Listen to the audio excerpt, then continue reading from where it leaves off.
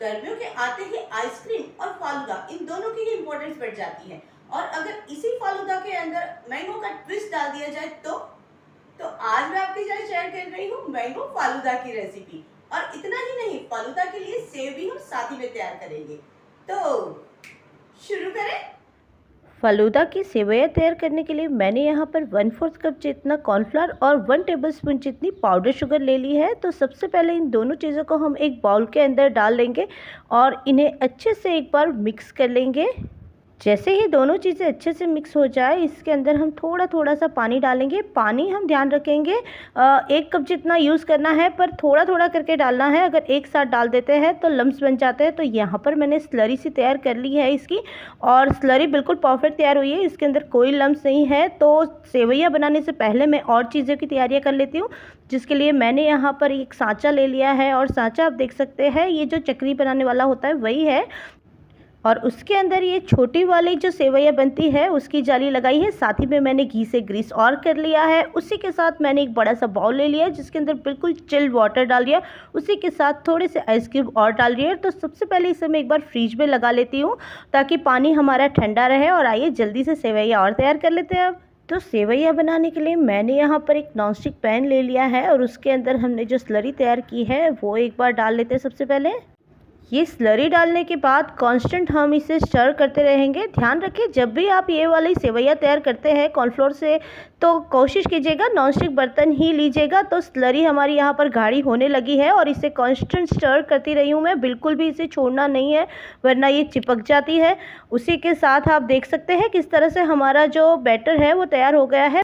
इस बैटर को हम ट्रांसपेरेंट होने तक पकाएंगे, और हमारा बैटर ट्रांसपेरेंट हो गया है। तो आइए अब उसे हम हमारे जो सांचा हमने तैयार किया है उसके अंदर डाल लेते हैं। पर सांचे में डालने के लिए मैं ज़रूर बताऊंगी, आपके साथ शेयर करूंगी कि ये बैटर बहुत गर्म होता है। तो हमें उस टाइम पर हमारे सांचे के ऊपर जो हैंकी होती है या कोई कपड़ा होता है उससे उसे पकड़ लेना चाहिए। तो हमें क्या है कि गर्म भी नहीं लगेगा, और हम अच्छे से इसकी सेवइयाँ भी बना पाएंगे। तो यहाँ पर मैंने सांचा भी तैयार कर लिया है, और अब वो जो चिल्ड वाला वाटर हमने फ्रीज में लगाया था उसे मैंने बाहर निकाल लिया है। सेवइयाँ डालनी शुरू कर दिए। बहुत ही अच्छे से सेवइयाँ तैयार हो रही थी, लंबी लंबी बनी थी बिल्कुल ही। तो यहाँ पर मेरी सेवइयाँ भी रेडी हो गई है। तो आइए अब इस बाउल को फिर से एक बार फ्रीज में लगा देते हैं, और हमारे बाउल को फिर से ठंडा कर लेते हैं एक बार।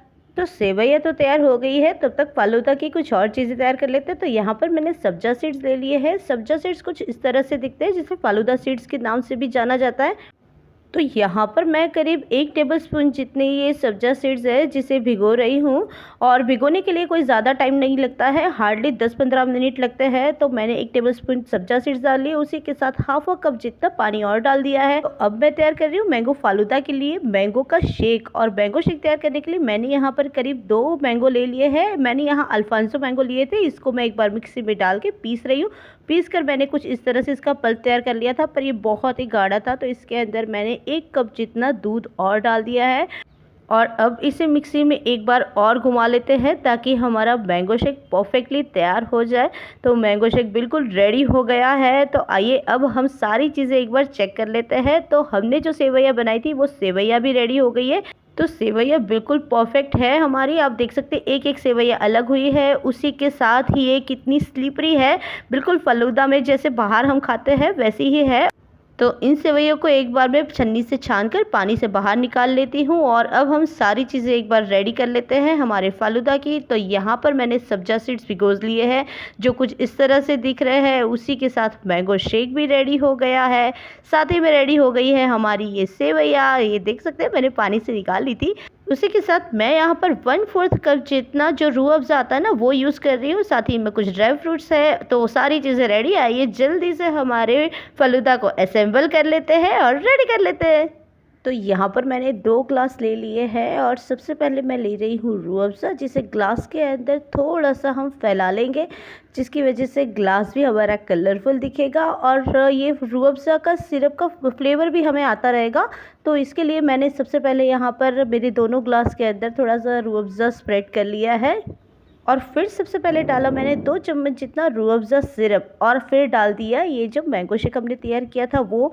उसके बाद बारी आ जाती थी सब्ज़ा सीड्स की और उसके साथ ही बारी आ जाती थी ये जो हमने सेवइयाँ तैयार की थी उसकी। यहाँ पर मैंने फिर बाद में डालना पसंद किया था थोड़ा सा ड्राई फ्रूट जिसमें कैश्यू नट्स और पिस्ताचियो लिए थे मैंने। फिर से डाल दिया थोड़ा सा रोज़ सिरप और उसके बाद डाल दिया ये वापस से हमारा ये मैंगो शेक और फिर डाल दिया था मैंने ये मैंगो वाला आइसक्रीम। ये मैंगो आइसक्रीम की रेसिपी मैं ऑलरेडी आपके साथ शेयर कर चुकी हूँ।